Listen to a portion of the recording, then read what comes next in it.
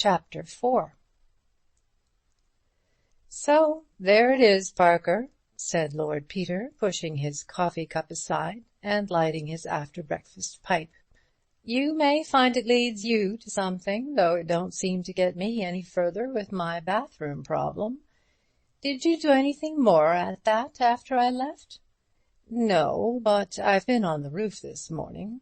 "The deuce you have! What an energetic devil you are! I say, Parker, I think this cooperative scheme is an uncommonly good one. It's much easier to work on someone else's job than one's own. Gives one that delightful feelin' of interferin' and bossin' about, combined with the glorious sensation that another fellow is taking all one's own work off one's hands. You scratch my back and I'll scratch yours, what? Did you find anything?" "Not very much. I looked for any footmarks, of course, but naturally with all this rain there wasn't a sign. Of course, if this were a detective story, there'd have been a convenient shower exactly an hour before the crime, and a beautiful set of marks which could only have come there between 2 and 3 in the morning. But this being real life in a London November, you might as well expect footprints in Niagara. I searched the roofs right along, and came to the jolly conclusion that any person in any blessed flat in the blessed row might have done it. All the staircases open on to the roof, and the leads are quite flat. You can walk along as easy as along Shaftesbury Avenue. Still, I've got some evidence that the body did walk along there." "What's that?" Parker brought out his pocket-book and extracted a few shreds of material, which he laid before his friend. "One was caught in the gutter just above Thipps's bathroom window, another in a crack of the stone parapet just over it, and the rest came from the chimney-stack behind, where they had caught in an iron stanchion. What do you make of them?" Lord Peter scrutinized them very carefully through his lens. "Interesting," he said, "damned interesting. Have you developed those plates, Bunter?" he added, as that discreet assistant came in with the post. "Yes, my lord." "Got anything?" "I don't know whether to call it anything or not, my lord," said Bunter dubiously. "I'll bring the prints in." "Do," said Wimsey. "Hallo, here's our advertisement about the gold chain in the Times.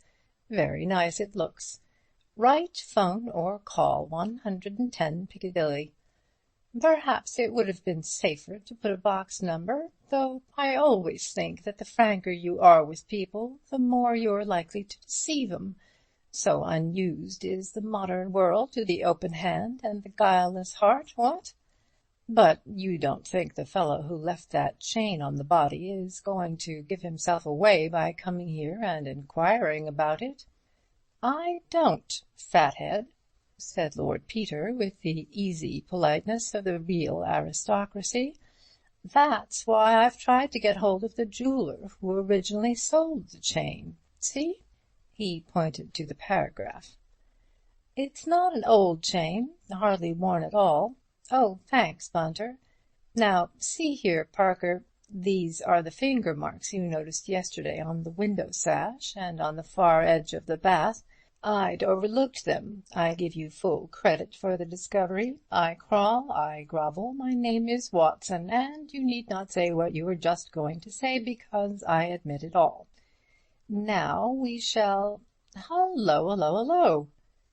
The three men stared at the photographs.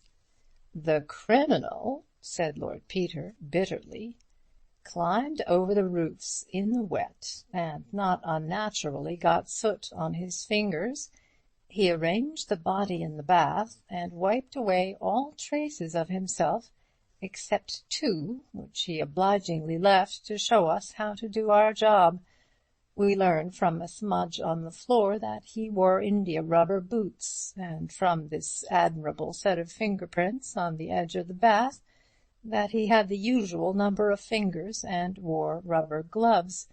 That's the kind of man he is. Take the fool away, gentlemen." He put the prints aside, and returned to an examination of the shreds of material in his hand. Suddenly he whistled softly. "Do you make anything of these, Parker?" They seemed to me to be ravellings of some coarse cotton stuff, a sheet, perhaps, or an improvised rope. "Yes," said Lord Peter. "Yes, it may be a mistake. It may be our mistake. I wonder. Tell me, do you think these tiny threads are long enough and strong enough to hang a man?" He was silent, his long eyes narrowing into slits behind the smoke of his pipe. "What do you suggest doing this morning?" asked Parker. "Well," said Lord Peter, "it seems to me it's about time I took a hand in your job. Let's go round to Park Lane and see what larks Sir Reuben Levy was up to in bed last night." "And now, Mrs. Pemming, if you would be so kind as to give me a blanket," said Mr. Bunter, coming down into the kitchen, "and permit of me hanging a sheet across the lower part of this window, and drawing the screen across here, so as to shut off any reflections, if you understand me. We'll get to work." Sir Reuben Levy's cook, with her eye upon Mr. Bunter's gentlemanly and well-tailored appearance, hastened to produce what was necessary. Her visitor placed on the table a basket containing a water bottle, a silver-backed hairbrush, a small roll of linoleum, and the "Letters of a Self-Made Merchant to His Son," bound in polished morocco. He drew an umbrella from beneath his arm and added it to the collection. He then advanced a ponderous photographic machine and set it up in the neighbourhood of the kitchen range. Then, spreading a newspaper over the fair, scrubbed surface of the table, he began to roll up his sleeves and insinuate himself into a pair of surgical gloves. Sir Reuben Levy's valet, entering at the moment and finding him thus engaged, put aside the kitchen maid, who was staring from a front row position, and inspected the apparatus critically. Mr. Bunter nodded brightly to him and uncorked a small bottle of grey powder. "Odd sort of fish, your employer, isn't he?" said the valet carelessly. "Very singular indeed," said Mr. Bunter. "Now, my dear," he added ingratiatingly to the parlour-maid, "I wonder if you'd just pour a little of this grey powder over the edge of the bottle while I'm holding it, and the same with this boot, here at the top. Thank you, Miss—what is your name? Price? Oh, but you've got another name besides Price, haven't you? Mabel, eh? That's a name I'm uncommonly partial to. That's very nicely done. You've a steady hand, Miss Mabel. See that? That's the finger marks. 3 there, and 2 here, and smudged over in both places. No, don't you touch 'em, my dear, or you'll rub off the bloom. We'll stand 'em up here till they're ready to have their portraits taken. Now then, let's take the hairbrush next. Perhaps, Mrs. Pemming, you'd like to lift him up very carefully by the bristles." "By the bristles, Mr. Bunter?" "If you please, Mrs. Pemming, and lay him here. Now, Miss Mabel, another little exhibition of your skill, if you please. No, we'll try the lamp black this time. Perfect. Couldn't have done it better myself. Ah, there's a beautiful set. No smudges this time. That'll interest his lordship. Now the little book. No, I'll pick that up myself, with these gloves, you see, and by the edges. I'm a careful criminal, Mrs. Pemming. I don't want to leave any traces. Dust the cover all over, Miss Mabel. Now this side. That's the way to do it. Lots of prints and no smudges, all according to plan. Oh, please, Mr. Graves, you mustn't touch it. It's as much as my place is worth to have it touched." "Do you have to do much of this sort of thing?" enquired Mr. Graves from a superior standpoint. "Any amount," replied Mr. Bunter, with a groan calculated to appeal to Mr. Graves's heart and unlock his confidence. "If you'd kindly hold up one end of this bit of linoleum, Mrs. Pemming. I'll hold up this end while Miss Mabel operates. Yes, Mr. Graves, it's a hard life, valeting by day and developing by night. Morning tea at any time from 6:30 to 11, and criminal investigation at all hours. It's wonderful the ideas these rich men with nothing to do get into their heads." "I wonder you stand it," said Mr. Graves. "Now there's none of that here. A quiet, orderly, domestic life, Mr. Bunter, has much to be said for it. Meals at regular hours, decent, respectable families to dinner, none of your painted women, and no valeting at night. There's much to be said for it. I don't hold with Hebrews as a rule, Mr. Bunter, and of course I understand that you may find it to your advantage to be in a titled family, but there's less thought of that these days, and I will say, for a self-made man no one could call Sir Reuben vulgar, and my lady at any rate is county. Miss Ford she was, one of the Hampshire Fords, and both of them always most considerate." "I agree with you, Mr. Graves. His lordship and me have never held with being narrow-minded. Why, yes, my dear, of course it's a footmark. This is the washstand linoleum. A good Jew can be a good man, that's what I've always said, and regular hours and considerate habits have a great deal to recommend them. Very simple in his tastes now, Sir Reuben, isn't he? For such a rich man, I mean." "Very simple indeed," said the cook. "The meals he and her ladyship have when they're by themselves with Miss Rachel, well, there now, if it wasn't for the dinners, which is always good when there's company, I'd be wasting my talents in education here, if you understand me, Mr. Bunter." Mr. Bunter added the handle of the umbrella to his collection, and began to pin a sheet across the window, aided by the housemaid. "Admirable," said he. "Now, if I might have this blanket on the table and another on a towel horse, or something of that kind, by way of a background. You're very kind, Mrs. Pemming. Ah, I wish his lordship never wanted valeting at night. Many's the time I've sat up till 3 and 4, and up again to call him early to go off Sherlocking at the other end of the country, and the mud he gets on his clothes and his boots." "I'm sure it's a shame, Mr. Bunter," said Mrs. Pemming warmly. "Low, I calls it. In my opinion, police work ain't no fit occupation for a gentleman, let alone a lordship."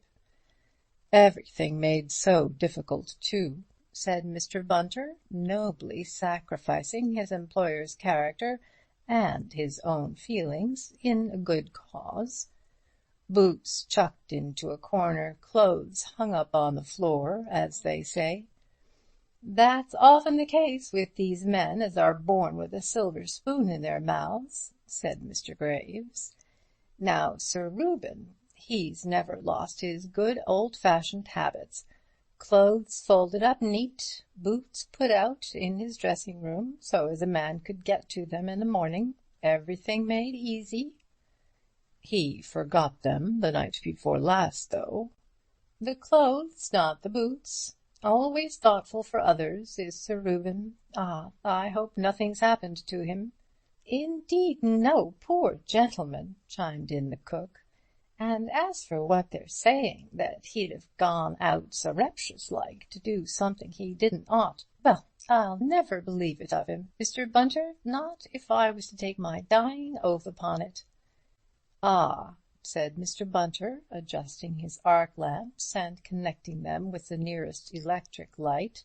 and that's more than most of us could say of them as pays us."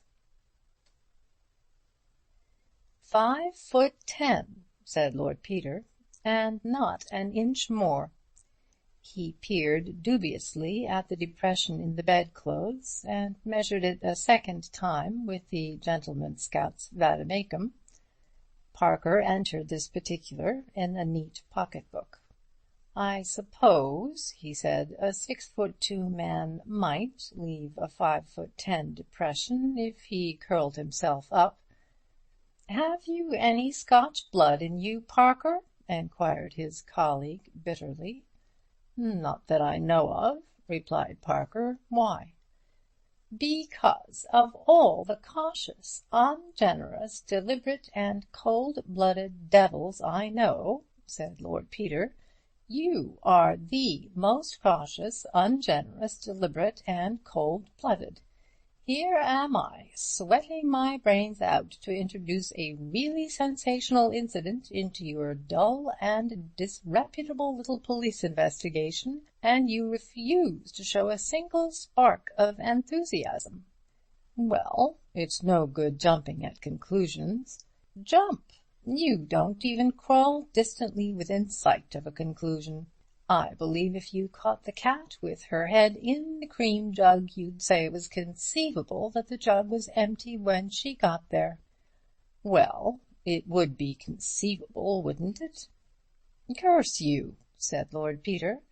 He screwed his monocle into his eye and bent over the pillow, breathing hard and tightly through his nose. "Here, give me the tweezers," he said presently. "Good heavens, man, don't blow like that. You might be a whale." He nipped up an almost invisible object from the linen. "What is it?" asked Parker. "It's a hair," said Wimsey grimly, his hard eyes growing harder. "Let's go look at Levy's hats, shall we? And you might just ring for that fellow with the churchyard name. Do you mind?" Mr. Graves, when summoned, found Lord Peter Wimsey squatting on the floor of the dressing-room before a row of hats arranged upside down before him. "Here you are," said that nobleman cheerfully. "Now, Graves, this is a guessin' competition, a sort of 3-hat trick, to mix metaphors. Here are 9 hats, including 3 top hats. Do you identify all these hats as belonging to Sir Reuben Levy? You do? Very good. Now, I have 3 guesses as to which hat he wore the night he disappeared, and if I guess right, I win. If I don't, you win. See? Ready? Go. I suppose you know the answer yourself, by the way? Do I understand your lordship to be asking which hat Sir Reuben wore when he went out on Monday night, your lordship?" "No, you don't understand a bit," said Lord Peter. "I'm asking if you know. Don't tell me. I'm going to guess." "I do know, your lordship," said Mr. Graves reprovingly. "Well," said Lord Peter, "as he was dinin' at the Ritz, he wore a topper. Here are 3 toppers. In 3 guesses I'd be bound to hit the right one, wouldn't I? That don't seem very sportin'. I'll take 1 guess. It was this one." He indicated the hat next to the window. "Am I right, Graves? Have I got the prize?" "That is the hat in question, my lord," said Mr. Graves, without excitement. "Thanks," said Lord Peter. "That's all I wanted to know. Ask Bunter to step up, would you?" Mr. Bunter stepped up with an aggrieved air, and his usually smooth hair ruffled by the focusing cloth. "Oh, there you are, Bunter," said Lord Peter. "Look here." "Here I am, my lord," said Bunter, with respectful reproach, "but if you'll excuse my saying so, downstairs is where I ought to be. With all those young women about, they'll be fingering the evidence, my lord." "I cry your mercy," said Lord Peter. But I've quarrelled hopelessly with Mr. Parker, and distracted the estimable Graves, and I want you to tell me what fingerprints you have found. I shan't be happy till I get it, so don't be harsh with me, Bunter." "Well, my lord, your lordship understands I haven't photographed them yet, but I won't deny that their appearance is interesting, my lord. The little book off the night table, my lord, has only the marks of one set of fingers. There's a little scar on the right thumb, which makes them easy recognized. The hairbrush, too, my lord, has only the same set of marks. The umbrella, the tooth-glass, and the boots all have two sets. The hand with the scarred thumb, which I take to be Sir Reuben's, my lord, and a set of smudges superimposed upon them, if I may put it that way, my lord, which may or may not be the same hand in rubber gloves. I could tell you better when I've got the photographs made to measure them, my lord. The linoleum in front of the washstand is very gratifying indeed, my lord, if you will excuse my mentioning it. Besides the marks of Sir Reuben's boots, which your lordship pointed out, there's the print of a man's naked foot, a much smaller one, my lord, not much more than a 10-inch sock, I should say, if you asked me." Lord Peter's face became irradiated with almost a dim religious light. "A mistake," he breathed, "a mistake, a little one, but he can't afford it. When was the linoleum washed last, Bunter?" "Monday morning, my lord. The housemaid did it, and remembered to mention it. Only remark she's made yet, and it's to the point. The other domestics—" His features expressed disdain.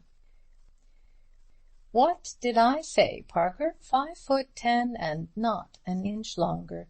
And he didn't dare to use the hairbrush. Beautiful, but he had to risk the top hat. Gentlemen can't walk home in the rain late at night without a hat, you know. Parker, look. What do you make of it? 2 sets of fingerprints on everything but the book and the brush, 2 sets of feet on linoleum, and 2 kinds of hair in the hat." He lifted the top hat to the light and extracted the evidence with tweezers. "Think of it, Parker. To remember the hairbrush and forget the hat. To remember his fingers all the time, and to make that one careless step on the telltale linoleum. Here they are, you see, black hair and tan hair, black hair in the bowler and the Panama, and black and tan in last night's topper. And then, just to make certain that we're on the right track, just one little auburn hair on the pillow, on this pillow, Parker, which isn't quite in the right place. Almost brings tears to my eyes." "Do you mean to say," said the detective slowly. "I mean to say," said Lord Peter, "that it was not Sir Reuben Levy whom the cook saw last night on the doorstep. I say that it was another man, perhaps a couple of inches shorter, who came here in Levy's clothes and let himself in with Levy's latchkey. Oh, he was a bold, cunning devil, Parker. He had on Levy's boots, and every stitch of Levy's clothing down to the skin. He had rubber gloves on his hands, which he never took off, and he did everything he could to make us think that Levy slept here last night. He took his chances and won.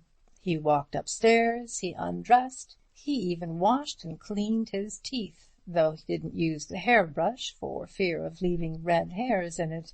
He had to guess what Levy did with his boots and clothes. One guess was wrong and the other right, as it happened. The bed must look as if it had been slept in, so he gets in and lies there in his victim's very pyjamas. Then in the morning sometime, probably in the deadest hour between 2 and 3, he gets up, dresses himself in his own clothes that he has brought with him in a bag, and creeps downstairs. If anybody wakes, he is lost, but he is a bold man, and he takes his chance. He knows that people do not wake, as a rule, and they don't wake. He opens the street door, which he left on the latch when he came in. He listens for the stray passer-by or the policeman on his beat. He slips out. He pulls the door quietly to with the latchkey. He walks briskly away in rubber-soled shoes. He's the kind of criminal who isn't complete without rubber-soled shoes. In a few minutes he is at Hyde Park Corner. After that—" He paused and added, "He did all that, and unless he had nothing at stake, he had everything at stake. Either Sir Reuben Levy has been spirited away for some silly practical joke, or the man with the auburn hair has the guilt of murder upon his soul." "Dear me!" ejaculated the detective. "You're very dramatic about it." Lord Peter passed his hand rather wearily over his hair. "My true friend," he murmured in a voice surcharged with emotion, "you recall me to the nursery rhymes of my youth, the sacred duty of flippancy. There was an old man of Whitehaven who danced a quadrille with a raven, but they said it's absurd to encourage that bird, so they smashed that old man of Whitehaven. That's the correct attitude, Parker. Here's a poor old buffer spirited away. Such a joke! And I don't believe he'd hurt a fly himself. That makes it funnier. Do you know, Parker, I don't care frightfully about this case after all." "Which, this or yours?" "Both. I say, Parker, shall we go quietly home and have lunch and go to the Coliseum?" "You can if you like," replied the detective, "but you forget I do this for my bread and butter." "And I haven't even that excuse," said Lord Peter. "Well, what's the next move? What would you do in my case?" "I'd do some good hard grind," said Parker. "I'd distrust every bit of work Sugg ever did, and I'd get the family history of every tenant of every flat in Queen Caroline Mansions. I'd examine all their box rooms and roof traps, and I would inveigle them into conversations and suddenly bring in the words body and pince-nez, and see if they wriggled like those modern psycho-what's-his-names." "You would you?" said Lord Peter with a grin. "Well, we've exchanged cases, you know, so you just toddle off and do it. I'm going to have a jolly time at Wyndham's." Parker made a grimace. "Well," he said, "I don't suppose you'd ever do it, so I'd better. You'll never become a professional till you learn to do a little work, Wimsey. How about lunch?" "I'm invited out," said Lord Peter magnificently. "I'll run round and change at the club. Can't feed with Freddy Arbuthnot in these bags. Bunter?" "Yes, my lord." "Pack up if you're ready, and come round and wash my face and hands for me at the club." "Work here for another 2 hours, my lord. Can't do with less than 30 minutes exposure. The current's none too strong." "You see how I'm bullied by my own man, Parker? Well, I must bear it, I suppose. Ta-ta." He whistled his way downstairs.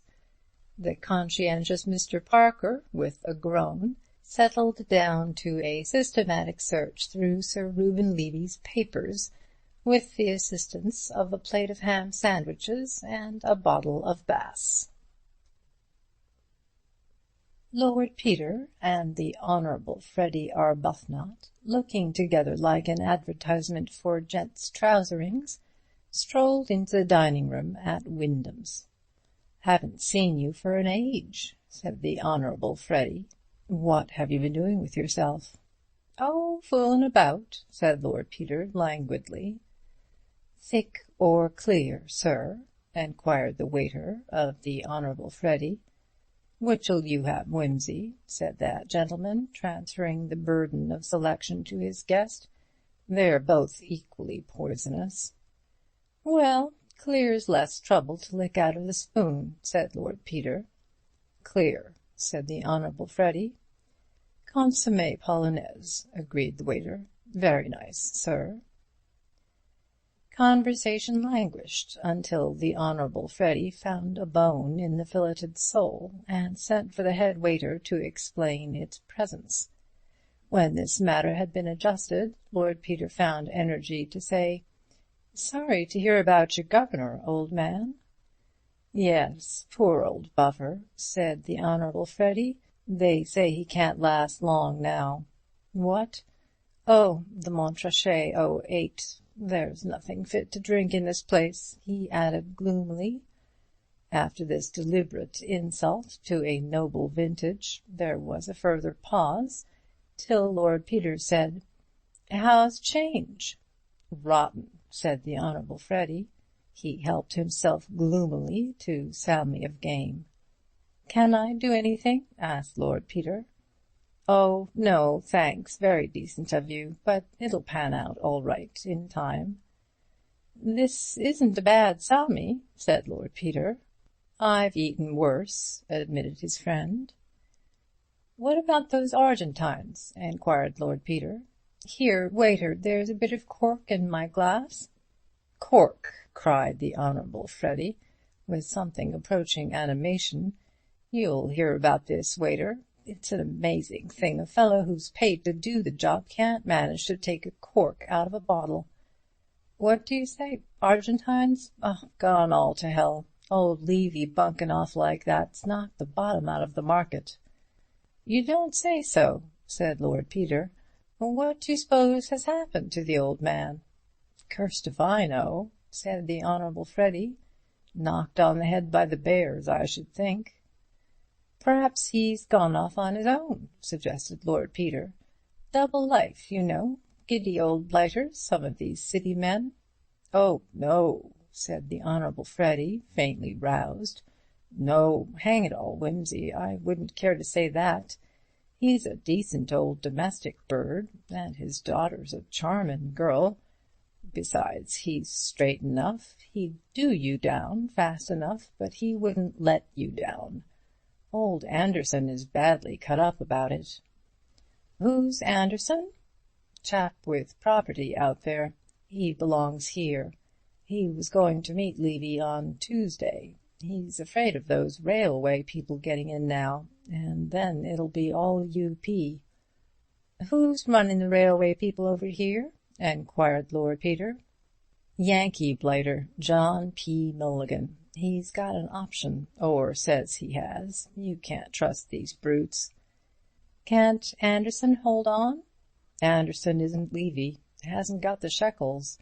Besides, he's only one. Levy covers the ground. He could boycott Milligan's beastly railway if he liked. That's where he's got the pull, you see." "Believe I met the Milligan man somewhere," said Lord Peter thoughtfully. "Ain't he a hulking brute with black hair and a beard?" "You're thinking of somebody else," said the Honourable Freddy. "Milligan don't stand any higher than I do, unless you call 5'10" hulking, and he's bald anyway." Lord Peter considered this over the gorgonzola. Then he said, "Didn't know Levy had a charmin' daughter." "Oh, yes," said the Honourable Freddy, with an elaborate detachment. "Met her and mamma last year abroad. That's how I got to know the old man. He's been very decent. Let me into this Argentine business on the ground floor, don't you know." "Well," said Lord Peter, "you might do worse. Money's money, ain't it? And Lady Levy is quite a redeemin' point. At least, my mother knew her people." "Oh, she's all right," said the Honourable Freddy. "And the old man's nothing to be ashamed of nowadays. He's self-made, of course, but he don't pretend to be anything else. No side. Toddles off to business on a 96 bus every morning. 'Can't make up my mind to taxis, my boy,' he says. I had to look at every halfpenny when I was a young man, and I can't get out of the way of it now. Though, if he's taken his family out, nothing's too good. Rachel, that's the girl, always laughs at the old man's little economies." "I suppose they've sent for Lady Levy," said Lord Peter. "I suppose so," agreed the other. "I'd better pop round and express sympathy or something, what? Wouldn't look well not to, d'you think? But it's deuced awkward. What am I to say?" "I don't think it matters much what you say," said Lord Peter, helpfully. "I should ask if you can do anything." "Thanks," said the lover. "I will. Energetic young man, count on me. Always at your service. Ring me up any time of the day or night.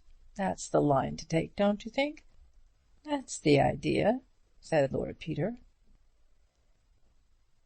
Mr. John P. Milligan, the London representative of the Great Milligan Railroad and Shipping Company, was dictating code cables to his secretary in an office in Lombard Street, when a card was brought up to him bearing the simple legend, "Lord Peter Wimsey, Marlborough Club."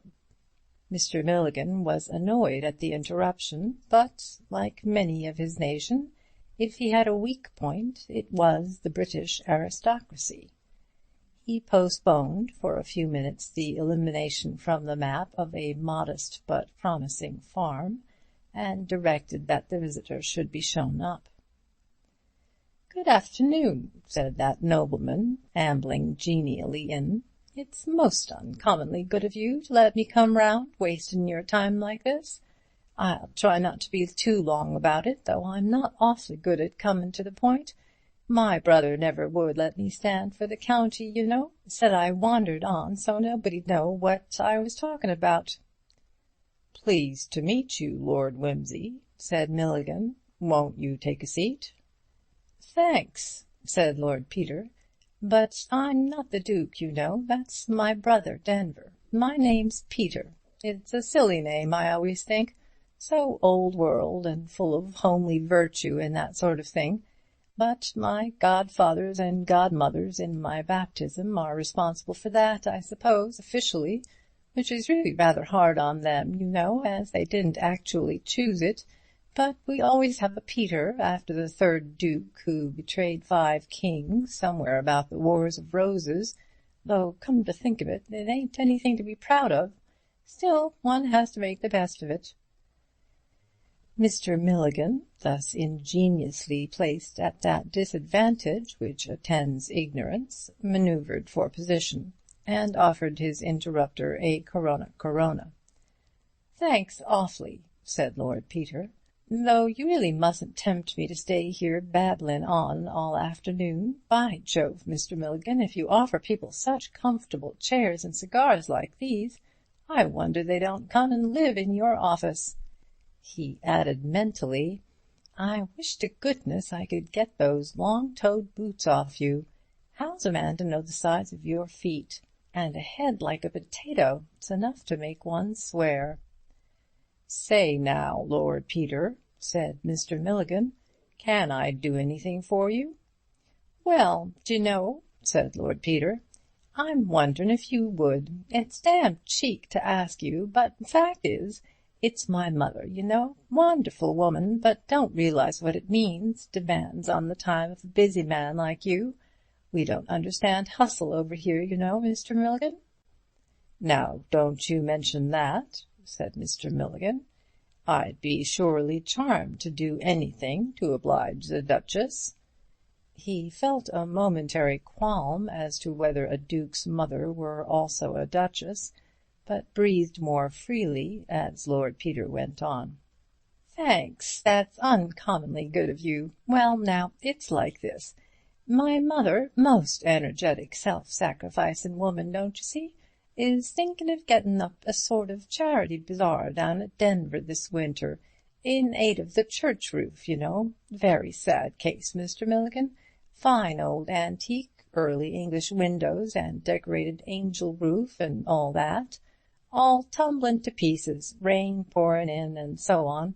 Vicar catchin' rheumatism at early service, owin' to the draught blowin' in over the altar. You know the sort of thing. They've got a man down startin' on it, little beggar called Thipps, lives with an aged mother in Battersea. Vulgar little beast, but quite good on angel roofs and things, I'm told."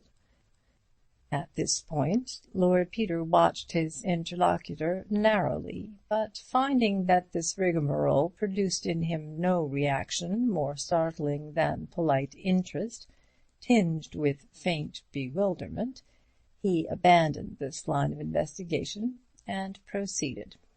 "I say, I beg your pardon frightfully. I'm afraid I'm being beastly long-winded. Fact is, my mother is getting up this bazaar, and she thought it'd be awfully interesting sideshow to have some lectures, sort of little talks, you know, by eminent business men of all nations. How I did it kind of touch, you know. A drop of oil with Mr. Rockefeller, Cash and Conscience by Cadbury's Cocoa, and so on. It would interest people down there no end. You see, all my mother's friends will be there, and we've none of us any money, not what you'd call money, I mean. I expect our incomes wouldn't pay your telephone calls, would they? But we like awfully to hear about people who can make money. Gives us a sort of uplifted feelin', don't you know? Well, anyway, I mean, my mother'd be frightfully pleased and grateful to you, Mr. Milligan, if you'd come down and give us a few words as a representative American. It needn't take more than 10 minutes or so, you know, because the local people can't understand much beyond shootin' and huntin', and my mother's crowd can't keep their minds on anything more than 10 minutes together. But we'd really appreciate it very much if you'd come and stay a day or two and just give us a little breezy word on the almighty dollar." "Why, yes," said Mr. Milligan, "I'd like to, Lord Peter. It's kind of the Duchess to suggest it. It's a very sad thing when these fine old antiques begin to wear out. I'll come with great pleasure, and perhaps you'd be kind enough to accept a little donation to the Restoration Fund." This unexpected development nearly brought Lord Peter up all standing. To pump, by means of an ingenious lie, a hospitable gentleman whom you are inclined to suspect of a peculiarly malicious murder, and to accept from him in the course of the proceedings a large cheque for a charitable object, has something about it unpalatable to any but the hardened Secret Service agent. Lord Peter temporized. "That's awfully decent of you," he said. "I'm sure they'd be no end grateful, but you'd better not give it to me, you know. I might spend it or lose it. I'm not very reliable, I'm afraid. The vicar's the right person, the Reverend Constantine Throgmorton, St. John before the Latin Gate Vicarage, Duke's Denver, if you'd like to send it there." "I will," said Mr. Milligan. "Will you write it out now for £1,000, Scoot, in case it slips my mind later?" The secretary, a sandy-haired young man with a long chin and no eyebrows, silently did as he was requested. Lord Peter looked from the bald head of Mr. Milligan to the red head of the secretary, hardened his heart, and tried again. "Well, I'm no end grateful to you, Mr. Milligan, and so'll my mother be when I tell her. I'll let you know the date of the bazaar. It's not quite settled yet, and I've got to see some other business men, don't you know. I thought of asking Lord Northcliffe to represent English newspapers, you know, and a friend of mine promises me a leadin' German, very interestin' if there ain't too much feelin' against it down in the country. And I'd better get Rothschild, I suppose, to do the Hebrew point of view. I thought of asking Levy, you know, only he's floated off in this inconvenient way." "Yes," said Mr. Milligan, "that's a very curious thing, though I don't mind saying, Lord Peter, that it's a convenience to me. He had a cinch on my railroad combine, but I'd nothing against him personally, and if he turns up after I've brought off a little deal I've got on, I'll be happy to give him the right hand of welcome." A vision passed through Lord Peter's mind of Sir Reuben kept somewhere in custody till a financial crisis was over. This was exceedingly possible, and far more agreeable than his earlier conjecture. It also agreed better with the impression he was forming of Mr. Milligan. "Well, it's a rum go," said Lord Peter.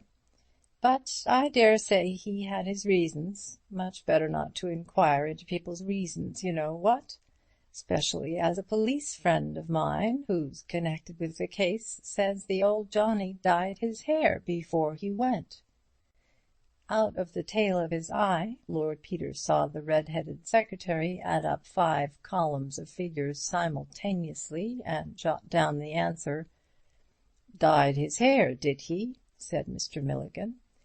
"Dyed it red," said Lord Peter.